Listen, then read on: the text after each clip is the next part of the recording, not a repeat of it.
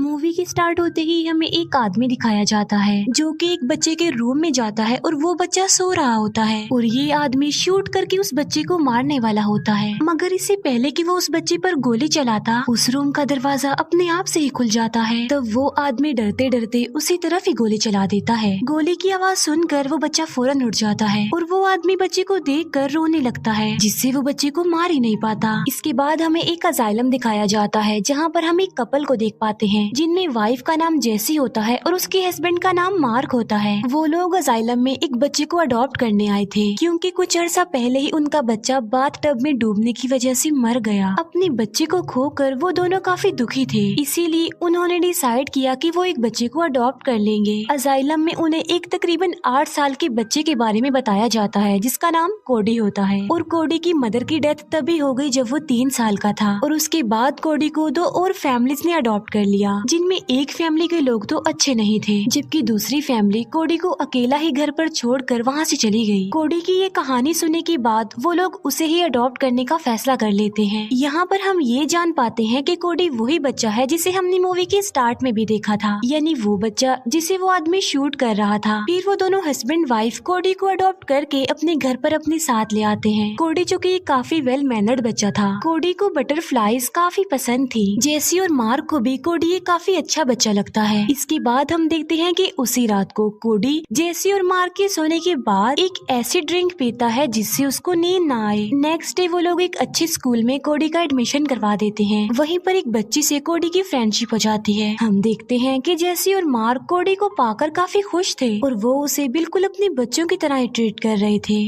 और अपने बच्चे को खोने की जो टेंशन उनको थी वो उससे भी आहिस्ता आहिस्ता निकल रहे थे। लेकिन फिर एक रात वो ड्रिंक ना लेने की वजह से कोडी को नींद आ जाती है और तभी पूरे घर में कहीं से अलग अलग तरह की डिफरेंट कलर्स की बटरफ्लाईज आ जाती हैं। अब जेसी और मार्क को तो ये बात काफी अजीब लगती है मगर वो फिर भी इस बात पर ज्यादा ध्यान नहीं देते। मार्क उनमें से एक ब्लू कलर की बटरफ्लाई पकड़ लेता है ताकि वो उसे कोडी को दे सके क्योंकि कोडी को बटरफ्लाईज बहुत ज्यादा पसंद थी। लेकिन जैसे ही कोडी की अपने रूम में आँख खुलती है वहाँ से सारी की सारी बटरफ्लाईज अपने आप से ही गायब हो जाती हैं और मार्क ने जो बटरफ्लाई कोडी के लिए पकड़ी होती है वो भी गायब हो जाती है। फिर अगले दिन कोडी जब स्कूल से घर वापस आता है तब उसे घर में उन दोनों हस्बैंड वाइफ के साथ उनके बच्चे की पिक्चर नजर आती है। ये जेसी और मार्क का वो बच्चा था जो मर चुका था। कोडी इस बच्चे के बारे में उन लोगों से पूछता है तब मार्क उसे बताता है कि ये मेरा बेटा है जो कि अब इस दुनिया में नहीं रहा। और उस रात कोडी एक बार फिर से सो जाता है और इस बार उन्हें बटरफ्लाईज के साथ साथ उनका मरा हुआ बेटा भी नजर आ जाता है। तो वो दोनों हस्बैंड वाइफ अपने बच्चे को देखकर काफी हैरान रह जाते हैं। जेसी अपने बच्चे को हग करती है जबकि दूसरी तरफ कोडी की आँख खुल जाती है जिससे वो बटरफ्लाईज और उनका बच्चा दोनों ही गायब हो जाते हैं। इसके बाद कोडी उन दोनों हस्बैंड वाइफ से सॉरी बोलता है कि रात को मैंने ड्रीम देखे थे जो मुझे नहीं देखने चाहिए थे। कोडी की ये बात सुनकर वो दोनों हस्बैंड वाइफ फौरन समझ जाते हैं कि कोडी जब भी सोता है उसके ड्रीम्स रियलिटी में चेंज हो जाते हैं। कोडी ने सोने से पहले बटरफ्लाईज और उनके मरे हुए बेटे को देखा था, इसीलिए वो कोडी के ड्रीम में आए और सब कुछ रियल में हो गया। जेसी को जब इस बात का रियलाइज होता है तो वो अपने बच्चे को देखने के लिए कोडी का इस्तेमाल करती है। वो कोडी को अपने बच्चे की बातें बताने लगती है और उसकी वीडियोस और पिक्चर्स दिखाती है जिससे रात को सोते ही कोडी को फिर से उनके मरे हुए बच्चे का ड्रीम आ जाता है।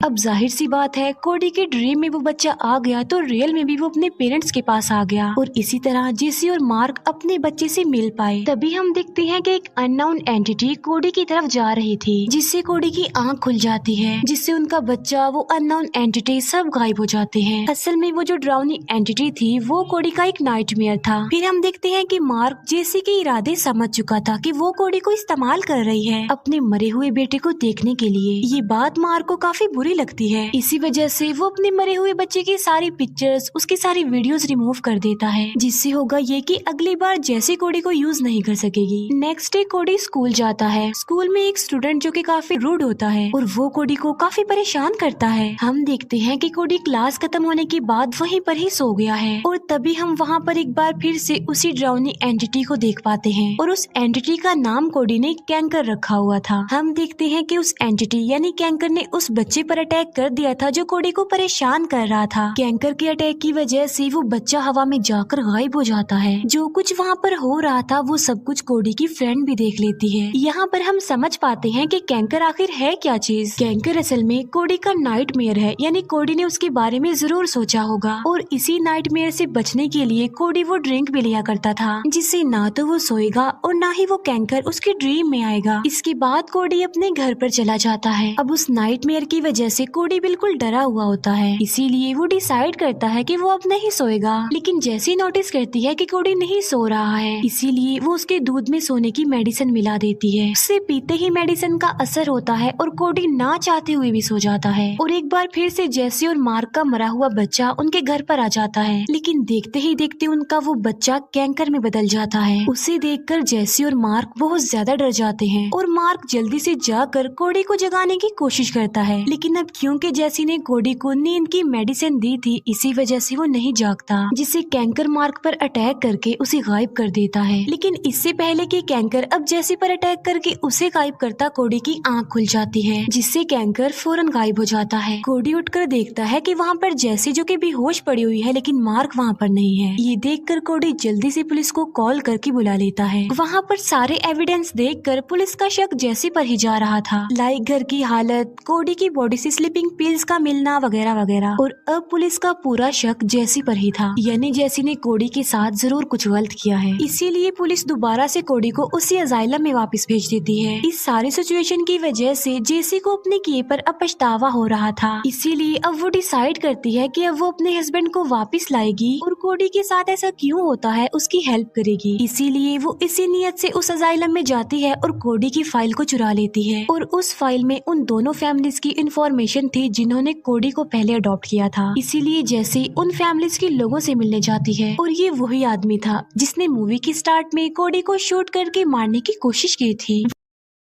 वो आदमी जेसी को बताता है कि कोडी के नाइटमेयर्स की वजह से मेरी वाइफ भी गायब हो गई है। मैंने अपनी वाइफ को ढूंढने की बहुत कोशिश की, लेकिन वो वापस नहीं आई। वो कहता है कि मैंने कोडी को मारने की कोशिश भी की थी, लेकिन कोडी जो कि एक बच्चा है, मासूम है, बेकसूर है, इसीलिए मैंने कोडी को नहीं मारा। इसके बाद जेसी एक हॉस्पिटल जाती है जहाँ पर कोडी की मदर की डेथ हुई थी। वहाँ पर जेसी के जाने का मकसद ये था ताकि वो कोडी के बारे में और ज्यादा इन्फॉर्मेशन ले सके। फिर हम देखते हैं कि कोडी काफी डरा हुआ था और वो बिल्कुल भी नहीं सो रहा था, इसीलिए कोडी को जबरदस्ती इंजेक्शन देकर सुला दिया जाता है। उसी रात को जेसी कोडी से मिलने के लिए उस अजाइलम में आती है। वहाँ जाकर जेसी देखती है कि अजाइलम में हर तरफ अंधेरा छाया हुआ है और वहाँ के सारे वर्कर्स बटरफ्लाई हैच में कैद हो गए थे। वहीं पर जेसी को कोडी के और भी ज्यादा नाइटमेयर्स देखने को मिलते हैं, जिसमें जेसी का बेटा और उसका हस्बैंड भी शामिल था और वो लोग अब भूत बन गए थे। और वहीं पर जेसी को कैंकर भी दिखाई देता है, लेकिन जेसी कैंकर से बिल्कुल भी नहीं डरती, बल्कि वो उस कैंकर के पास जाती है और उसे एक बटरफ्लाई शेप पिलो दिखाती है, जिससे वो कैंकर बिल्कुल रिलैक्स हो जाता है और बड़े गौर से उस पिलो को देखने लगता है। तब जैसे उस कैंकर को हग कर लेती है और वो कैंकर आहिस्ता आहिस्ता कोडी के रूप में आने लगता है और फिर देखते ही देखते गायब भी हो जाता है। फिर जैसे सोते हुए कोडी को ही अपने साथ ले जाने लगती है और अब कोडी के नाइटमेयर्स अच्छे ड्रीम्स में बदल जाते हैं। नेक्स्ट डे जेसी कोडी को उसकी मदर की एक डायरी देती है और उस डायरी में कोडी की मदर ने कोडी के बारे में बहुत सारी बातें लिखी हुई थी। कोडी की मदर कोडी से बेहद प्यार करती थी और वो उसे जान से भी प्यारा था और कोडी के पैदा होने से पहले ही उसकी मदर को कोडी की इस एबिलिटी के बारे में पता था कि कोडी के ड्रीम्स और नाइटमेयर रियलिटी में बदल जाते हैं। कोडी की मदर को ये बात काफी अच्छी भी लगती थी। कोडी की मदर को कैंसर था और इसी वजह से कोडी की मदर की डेथ हुई थी और तब कोडी बहुत छोटा था,